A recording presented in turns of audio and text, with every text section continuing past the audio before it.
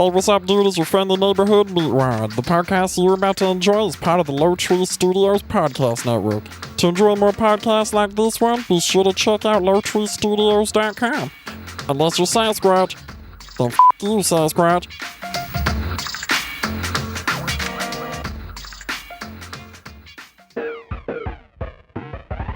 Wreck My Podcast. If comas weren't already bad enough, now you have to worry about a stop-motion animation monkey personification of your erection. That's right, it's Brendan Fraser's most notorious movie, Monkeybone.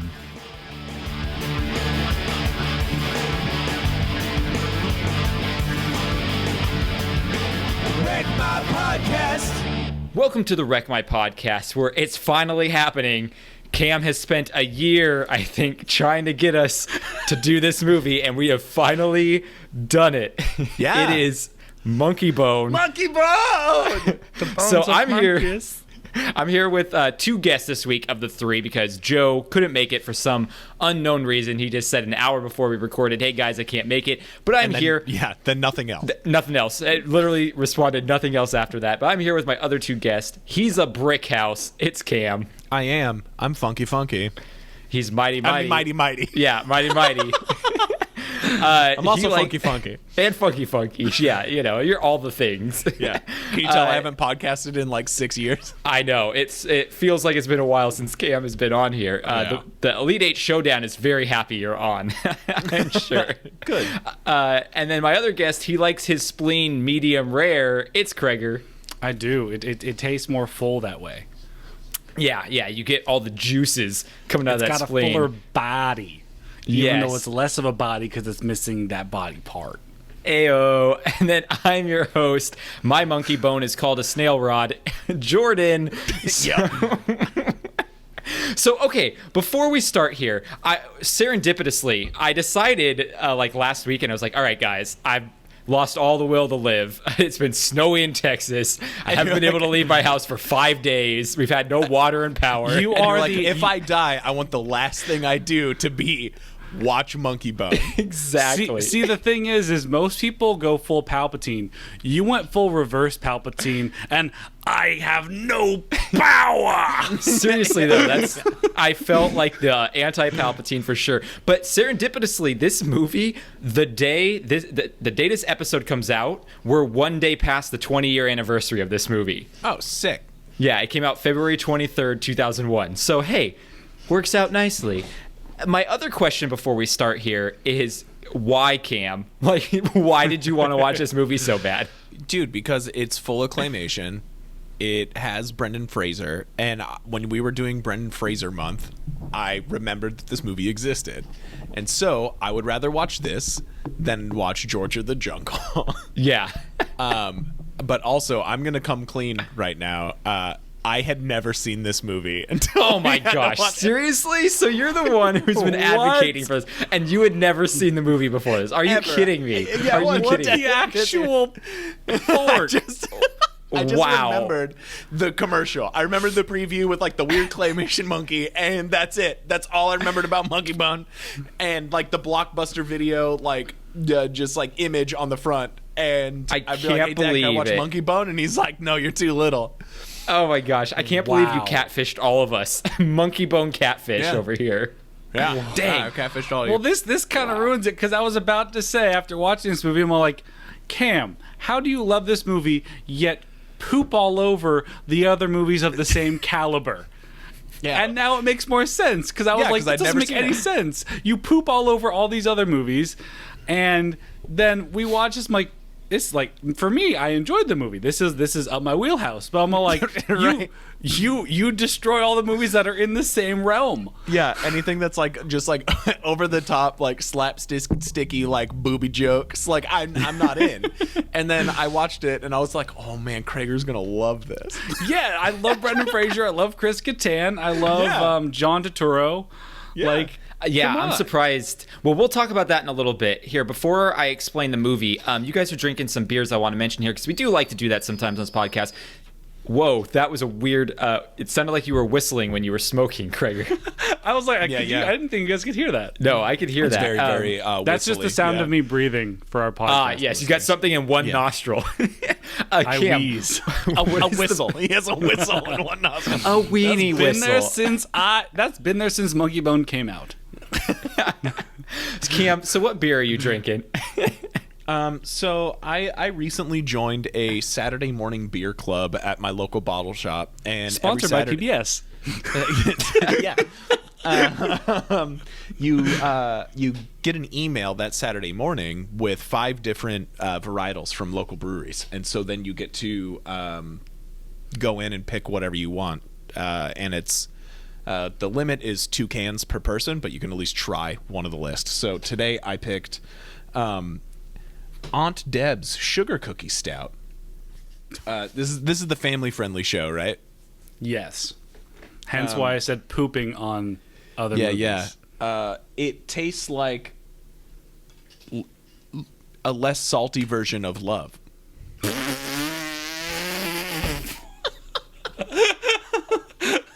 Or, as you could say for the episode, a less salty version of Monkeybone. Monkeybone. Monkeybone juice. Yeah, when Monkeybone, he gets juiced. This is a less salty and far more artificially sweet version of that. And he's back. He's back. So did you talk about the beer the whole time that my internet? Yeah, for a second. At first we kind of giggled, and then I described what it tastes like. And it's gross. Never buy it. It is disgusting. If I were to give it an untapped rating, it would be -4 stars. Why is it? Wait, why is it -4. gross? Because it tastes like, and I asked Craig, I was like, this is the family-friendly show, right? And he said, yeah. And so I went, okay, well, it tastes like a less salty version of love. Love juice, Jordan. Yeah. Got you. Ugh, that's no good. So, A hyper-sweet, fake, like, sugary love flavor. Well, see, That's no that good. kind of like that doesn't super surprise me because like It's like if maybe- it's like if a diabetic came. And that's what it tastes like. Oh my gosh. Yeah, see, you know for what's me, like, funny? Go ahead. I was gonna say, you know what's funny is we should probably just like not even. You know what? I'm calling it right now. From now on, all of our episodes are rated E. If you don't want to hear bad things, don't listen to Wreck My Podcast, because you know what? I'm tired. I'm tired of having to edit out curse words on this Wreck My show. So. Go yeah. for it. Go for it. Also, now that I think about it, we don't really have many family-friendly listeners. No, we really don't have like any kids listening. Give me a break. They're all adults. And if someone like reaches out and is like, "Hey, that guy said come," like, Yeah. and I was listening to Monkeybone with my kids, and be like, "Well, Yeah. why the fuck would you even let your kids watch this goddamn movie? You fucking Exactly. idiot." Like, it's, Exactly. that's how it works, exactly. Cam's really taking advantage of the new rule. dude. Yeah, I have to get in all my fucks that I haven't accidentally dropped Yes. on all the subsequent podcasts. Krieger, what were you gonna say? I was just gonna So say gross. like maybe a hot take, but like I think sugar cookies are not worth it and overrated. Like if I was someone who was counting calories, I would never eat a sugar cookie again in my life because I would not waste those calories on a sugar cookie. I'm with you there. Chocolate chip or nothing, man. Chocolate chip or bust. I mean, you guys all know me and chocolate, so yeah. Peanut butter cookies. Peanut butter cookies are good too. Hey, Krieger, you're drinking a beer over there. What are you drinking? So I felt like it fits with the type of movie we are reviewing. So I'm drinking Florida Man because Florida's not fucking crazy, and so is Monkeybone. So Yes. I'm curious. Have you taken a sip of that yet? Because I've had Florida Man and I really enjoyed I it. have not, and we will ASMR. Yeah, There you go. And we'll take it for a sip. We can also ASMR me taking a sip of my beer and gagging if you want. Yeah. No, I think we're good. Okay. It's all right. Oh, okay. I thought it was good. It's a little bit. You know me. I'm not a huge IPA fan, so it's got some of the. It's like someone took like a nice little beer and like dabbled in a bit of Pine Sol. Yeah, no, I like it because it's not super bitter and it's not super hazy either. It's kind of like a good light version of a double IPA. So it's like a nice rolling mist. Yeah. It almost tastes like someone took a lager and mixed it with an IPA. Yeah, and I think that's why I liked it. But like not in a good way. Gross. Oh, all right then. I don't want. Well, anyway, I'm drinking agua, the king of water. Earth juice. Earth juice. Yeah. So guys, let's get into the movie here. I'm going to do Jordan Explains the Movie real quick. That way people who either haven't seen this movie like Cam or people who haven't seen it in a long time like the 5 people that saw this movie in theaters, then they'll know what's going on with this movie. Oh yes, it's time for Jordan to explain the movie quickly. Stu, a cartoonist who's just finding fame, gets into a car accident and falls into a coma. The coma world is a strange Muppet fever dream because he's prone to nightmares. Stu created a comic featuring a talking monkey named Monkeybone, and wouldn't you know it, he's in the coma world and he's a huge pain in the butt. As Stu bears through 3 months of this coma world, his sister orders the plug to be pulled in the real world on his body. Stu sneaks into the land of death to try and steal an exit pass, but gets betrayed by Monkeybone, who uses it to wake up in Stu's body. Hilarity ensues as people just think he's acting weird because of the coma, not because he's possessed by a cartoon monkey. The god of dreams in the coma world is trying to get all the nightmare drugs from Stu's girlfriend, which is why he sent Monkeybone to the land of the living. Well, back in coma world, a cat lady helps Stu escape because he's a true-hearted man, and he wakes up in a dead gymnast body to tell Julie what's actually going on with his other body. Stu stops Monkeybone and gets his body back, and then we can finally end this movie that also feels like you're in a coma for an hour and a half. All right, so that's the movie. Here's my question for Krager now, because we know Cam, he hasn't watched this movie before. Krager, had you seen this movie before? No. God. That was a great visual gag, but all of the audio was visual. Like, did they drop out again? What happened? For our podcast listeners, I pretended to count and then said no. Yeah, and I'm right there with you. I have never seen this movie either. I never even heard of this movie before Cam brought it up, and so it's all of our first viewings, which is great, I guess. I'm glad to share our virginity being taken by this film with Yes, both of you, yeah. with all of you guys. Jordan, did you say you'd seen this before? I had never seen this before. This is my first time, and I never even heard of this Aw, movie. Yay! So here's the real question. Time. Cam, what did you think of this movie? Okay, so there are 2 sides to this. I love the crazy weird art and imagination behind this film because the guy that directed it is the guy that directed Coraline and directed Nightmare Before Christmas and all that fun stuff. Okay, that makes a lot more sense because I was all like, "Is Tim Burton here?" Yeah. No. But it still had Brendan Fraser in it, so it was very anti-feminist and very not the kind of movie that I normally like, right? Like I'll watch it and I'm like, man, the entire female's character's existence is just to help this guy. So I'm like, I don't really like this. But the art-wise, art was dope, and we got the Los Pollos Hermanos guy and the Darksaber guy playing a little tiny like satyr, which was fucking weird. Yeah. I liked that. His little like body, but his like head was normal size. It was so weird. Oh yeah. If you guys want to know what my dreams look like, it's that movie. Makes sense. I imagined that. I totally imagined that. Krager, what about you? What did you think of this movie?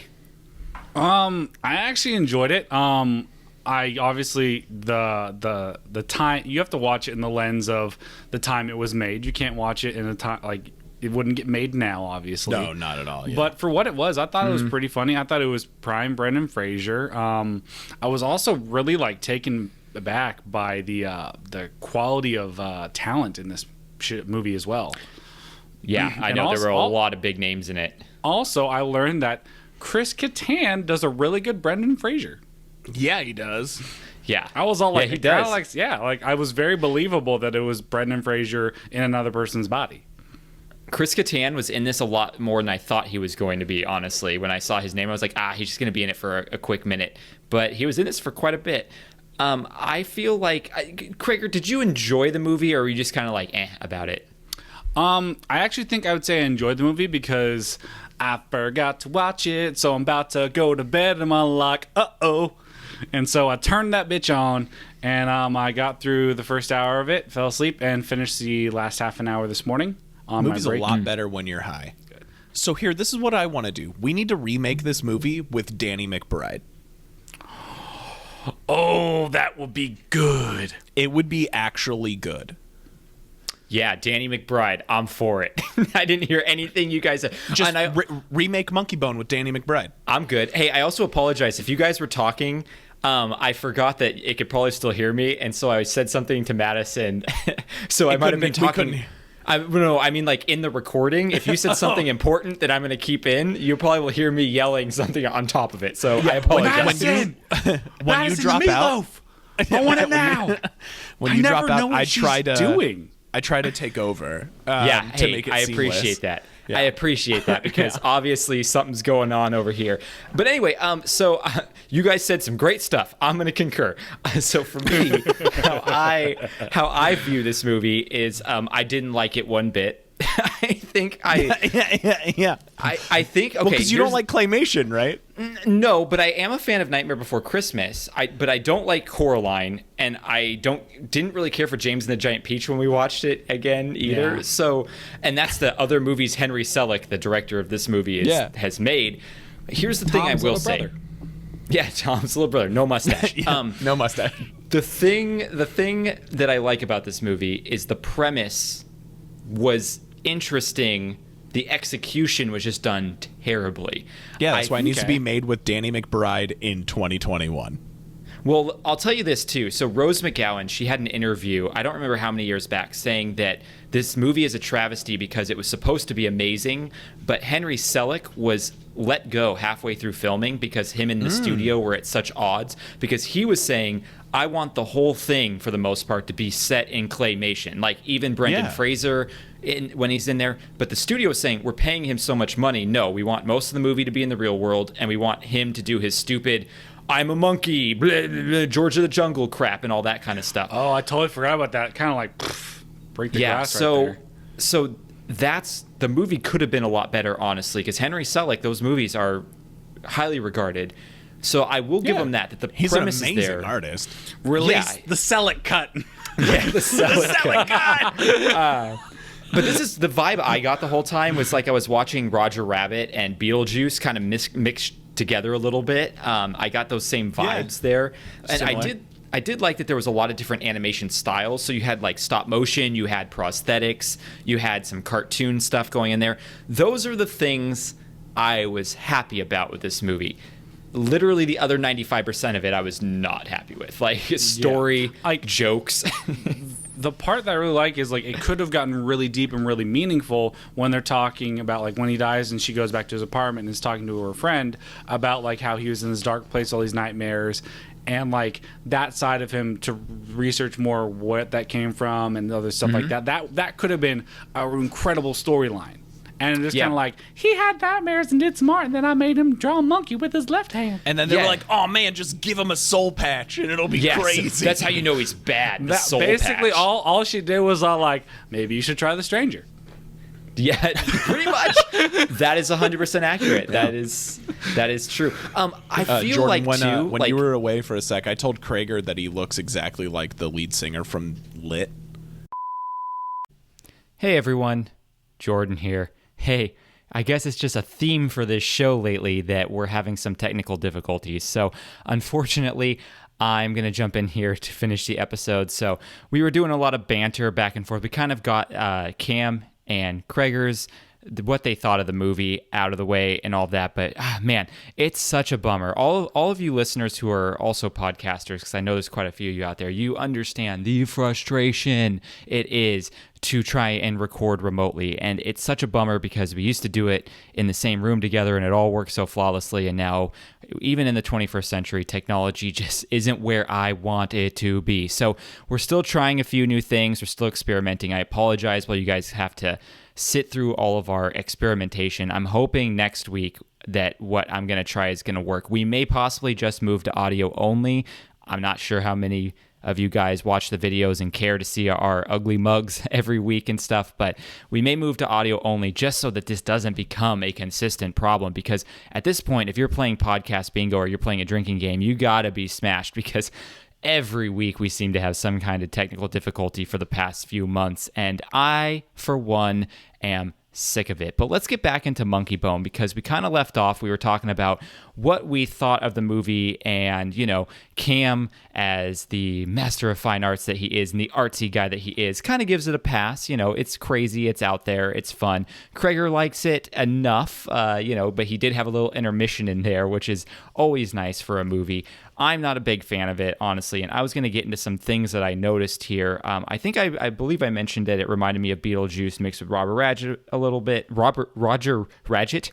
You know, good old Roger Rabbit over there. He's the 99-cent store version of Roger Rabbit. You know, he's on the T-shirts you get at Ross. No, so I thought I would watch this movie with Madison, and she brought up a point here. I was like, yeah, actually, I'm not quite sure what the difference is. She was like, so what's the difference between Brendan Fraser and Nicolas Cage?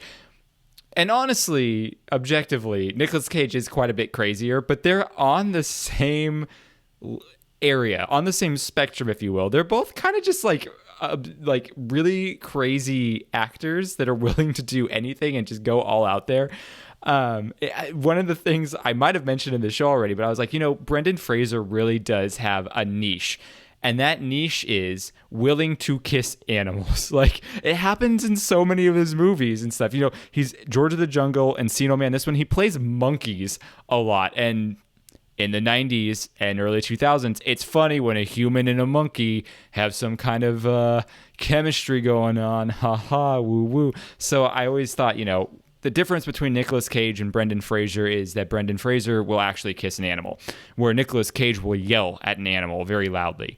Another thing that I thought was kind of cool about this movie is the God of Dreams. I think his name was Hypnos, I believe. He is kind of like a weird Freddy Krueger Minotaur character. Like, he's able to go into your dreams and mess with you in your dreams to the point where when Monkeybone is in Brendan Fraser's body, he gives him a bloody nose in his dream, and that is shown in the real world. So I was like, oh man, this dude is like got Freddy Krueger powers. That could go real dark real quick, but they didn't do much more with it except that. So I thought that was kind of interesting. Just like I said, I feel like this movie had a lot of ability to be good. It had a lot of promise in the whole idea of it, of the premise, the promise of the premise, but it just wasn't executed very well, and that's kind of what I don't like. I also like that they have Stephen King show up. It's an impersonator of Stephen King, and the joke is that all of Stephen King's famous writings were done by his dog Cujo, because Stephen King went into a coma, and then his dog took over his body like Monkeybone did, and everything from what was good on was actually written by someone other than Stephen King. That's kind of a funny joke in there. And the other thing I mentioned, and I think I cut it out of the show because it was just awful tech problems going on, is I asked Cam and Kreger, was there ever a time where the song Let's Get It On was actually sexy? Because I feel like as a 90s kid, I only ever know that song in comedic parts of movies where it's like, oh yeah, something funny during a sexy scene, but it's not actually sexy, it's kind of funny. Or like someone eating a hot dog and like Let's Get It On is playing. So I always was like, that song played in this movie, I'm always just like, was this song ever sexy at some point? I don't think it was ever sexy at any point. It was just made to be a comedic, quasi-sexy song. So let's talk about the info of this movie. Let's talk about the things, the facts, the things that I do the research for, so you don't have to know about this movie. It came out February 23rd, 2001. So like I said, we're pretty much on the date, if you're listening to this episode when it comes out, of the 20th anniversary of this movie. Whoop-de-doo. I don't think anyone's doing any fanfare for that. It had a $75 million budget. That's right, $75 million budget. And it grossed worldwide, $7 million. 7. This is such a critical failure. I cannot believe the gap between those two. I think that the studios were maybe hoping that Brendan Fraser's name would just skyrocket this thing, people's curiosity, but honestly, it did not work. And I think this is the start of Brendan Fraser's downfall of his career. I think after this movie, everything was stinkers for the most part, until I think recently Doom Patrol and stuff like that. He's kind of getting back into it. But it has a 19% critic score on Rotten Tomato and a 27% audience score. And that is grading on a curve for sure, because this movie was not so good in my opinion. It was filmed mostly in San Francisco and Los Angeles. This was based on a graphic novel called Darktown. Now, let me tell you about this graphic novel. It was supposed to be a miniseries, but the lady who wrote it only wrote the first what episode, I guess you would call it, like the first part of the miniseries for Darktown, and then it got canceled. So this movie is based off of a failed graphic novel miniseries, which, if that tells you the quality of this movie, that's all you need to say right there. It was written by a guy named Sam Hamm. Fun name to say, but he also wrote Batman and Batman Returns, so you've heard his name on this podcast before. This was directed by Henry Selick. We've already kind of talked about him. James and the Giant Peach, Nightmare Before Christmas. Interesting thing about Henry Selick is that this movie kind of screwed his career up a little bit. He wasn't really getting work much after this movie until Coraline, and a lot of people like Coraline. I'm not one of them. I'm not the biggest fan of Coraline, but I do like Nightmare Before Christmas. I think that's some great work that he did. Another thing about this movie, though, with Henry Selick, so Rose McGowan, and I may have said this on the podcast already, I don't know what I cut out. I'm just going to say it again. It'll take 20 seconds. Just listen. Rose McGowan said in an interview not too long ago that this movie suffered from the fact that Henry Selick was let go halfway through production, I believe, and it was a fight between him and the studio, and he really wanted a lot of this movie to be based in the claymation world and a lot less in the real world, a lot less real people, but the studio was saying, hey, we already paid for Brendan Fraser, we're going to use him, we want you to do a lot more. So it was a lot of that like artistic vision versus capitalistic studio trying to make as much money as they can, and that whenever those two things clash, it really never is a success. So that's kind of a problem. A bit of a bummer for Henry Selick, but, you know, he's got a few good things under his belt. So Brendan Fraser, of course, stars as Stu in this movie. You may know him from our Brendan Fraser month of episodes, as well as, I guess, some other movies. But, I mean, let's be honest, you know him from our show. Bridget Fonda played his girlfriend-to-be wife, Julie. She's in an awesome movie called A Simple Plan. If you haven't checked that out, you really should. I like that movie a lot. Billy Bob Thornton and Bill Paxton, I believe, are in it. Great movie. Army of Darkness she was in as well, which is, I think, the last Evil Dead movie I really haven't seen. And honestly, I might watch it for this podcast, but I can't make any promises here. John Turturro voiced Monkeybone. Now, I am so shocked that was John Turturro. If you don't recognize the name, you'll definitely recognize his face. He was in the Transformers movies. He's that Sector 7 guy who's like the crazy government agent guy. He was in Secret Window as John Shooter, so the other character across from Johnny Depp. He plays Monk's brother in Monk. He was in The Big Lebowski. He plays Jesus, I think, in The Big Lebowski. This guy, John Turturro, he's got so much acting credibility behind him, and I was shocked that it was him voicing Monkeybone. So that was kind of a cool thing there. Chris Kattan, he plays organ donor that Stu comes back in his body at some point in the movie. A Night at the Roxbury is where you know him from Corky Romano. And if you're a big How I Met Your Mother fan, like I know Joe and Kreger are, he plays Jed Mosley in the retelling, the Something Bride. There's the whole story arc about a movie that comes out about Ted Mosby, and it's a thing, but that's Chris Kattan who plays that character. Giancarlo Esposito plays the dream god Hypnos, the weird Minotaur Freddy Krueger guy. He is the Mandalorian. In the Mandalorian, he's the Darksaber. I don't know why I'm blank. Not Grand Moff Tarkin. Gideon. Grand Moff Gideon, or just Moff Gideon, or whatever he is.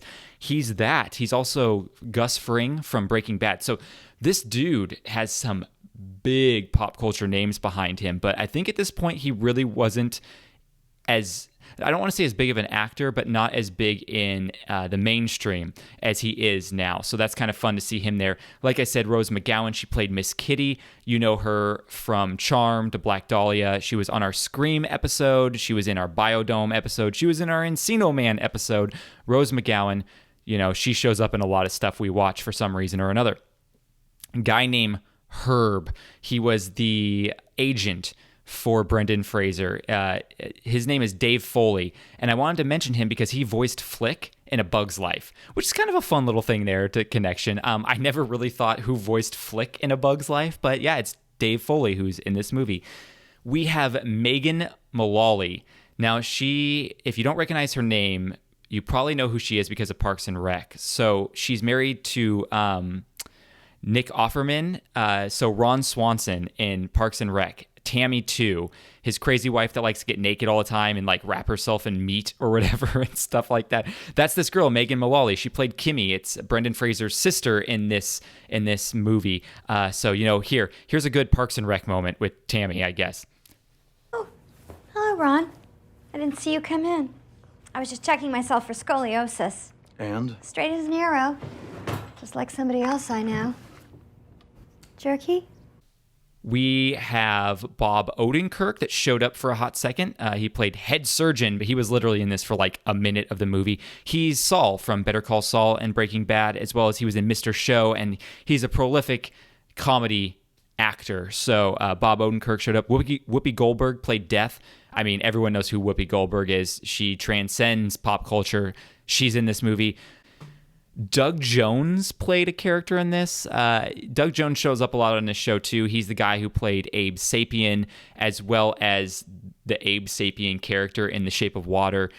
He was in our Hocus Pocus episode. He played the mummy guy as well. So Doug Jones, he's a huge prosthetic guy. He's kind of tall and funny looking to begin with, or like unique looking. I wouldn't say funny looking. He's unique looking. And so he was in this movie apparently. I would have never known. I always tell the story about he went to my grandparents' church and he knows my grandparents and stuff, and I got to meet him and all that. So there you go, Doug Jones.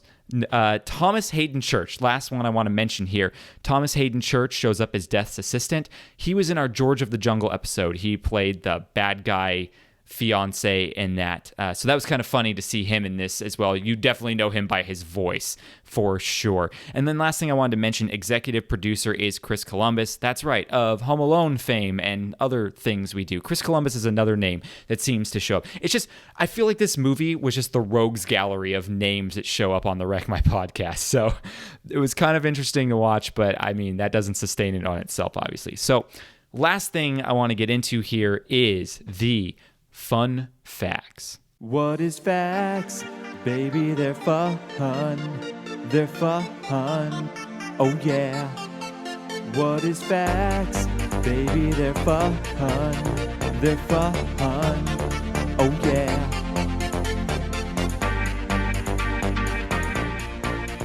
All right, guys, so I got some fun facts for you about this movie. The first thing is that the film was originally pitched as a darker comedy, I guess. So this technically is a dark comedy, but I feel like it's bordering on that line where it's like it's not that dark of a comedy.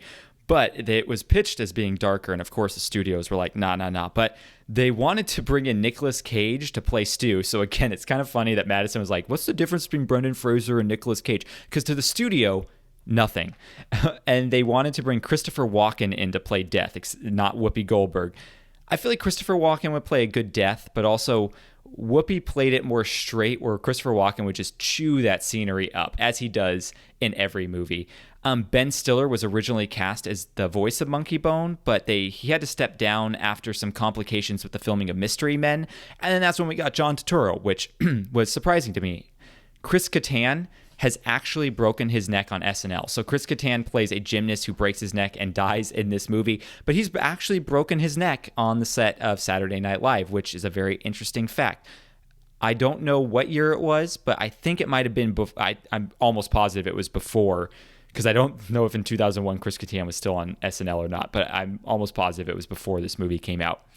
So this movie at the beginning says a 1492 production. Now, I don't think that's actually a company that exists. I think that it's a reference to Freddy Krueger's address of 1492 Elm Street. So there's a little bit of that dream connection there as well. Maybe it is a real production company that exists. I don't know. I didn't look that far into it, and this is a fun fact that popped up. And honestly, I've never seen that name show up anywhere else, but it makes sense because if this was their first movie they were doing, they probably never got hired again.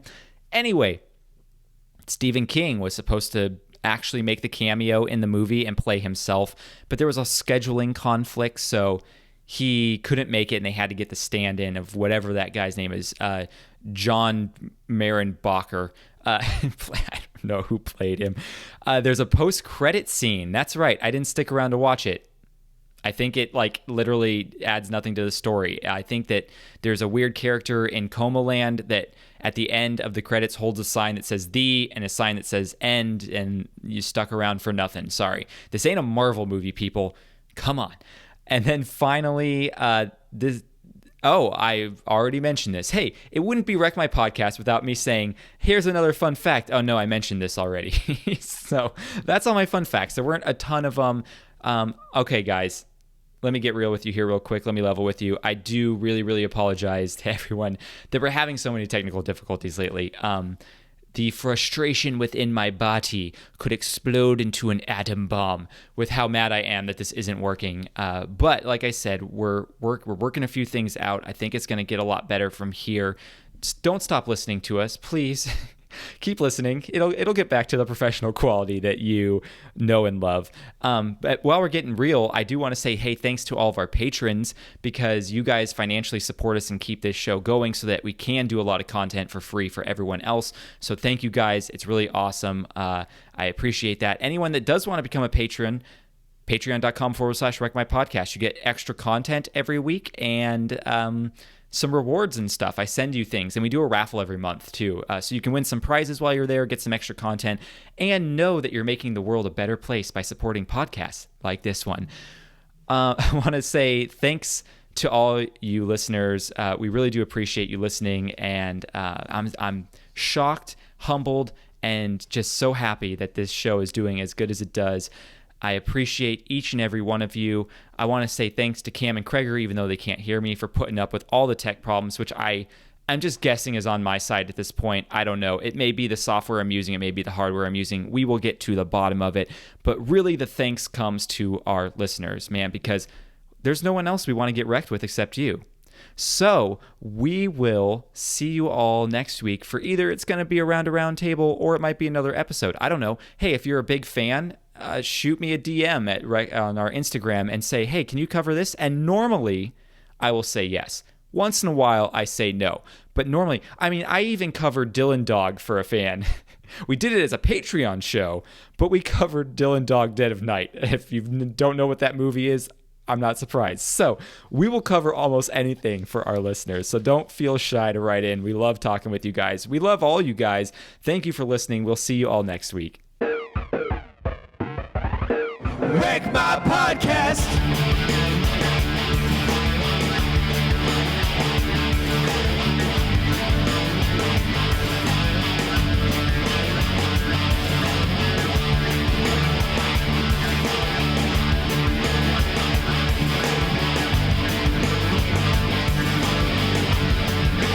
Wreck My Podcast. Monkeybone. And Monkeybone. it's time for does Cam to whatever a explain the Monkeybone movie does. quickly.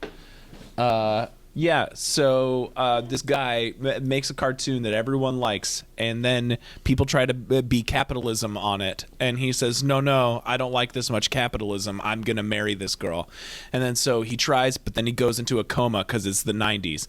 And then in his coma world, he meets a whole wacky group of characters and the first person dressed as a cat to make me wonder if I'm a furry or not. And then he comes back to life as a monkey cartoon, and he wants to just make sex on everybody. But then Chris Kattan's body's a dead guy, and Brendan Fraser comes back inside it, and then he walks around, and then everything's better at the end. The end. I gotta say, I am very proud of them because for a minute there, I got really worried they were going to dabble in a little bit too much of bestiality. When the monkey took the nighttime the nightmare juice, I was all like, "Do not go bestiality, please." I'm not okay with that. But I Please agree don't. that And everyone that watches this movie is like, do I get the furry thing now?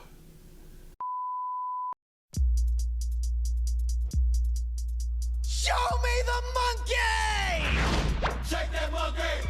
Stu Miley is the creator. The man behind the monkey. Monkeybone is his creation. I love your ways. Stu was about to have it all until it all came crashing down.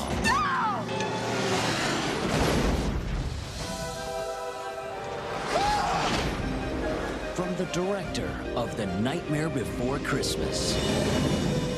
Hello? Am I dead?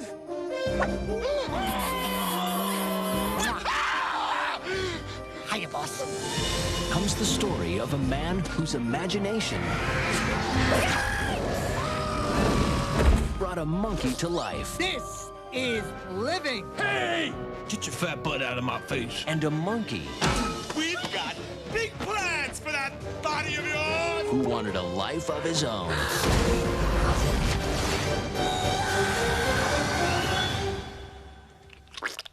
Stu?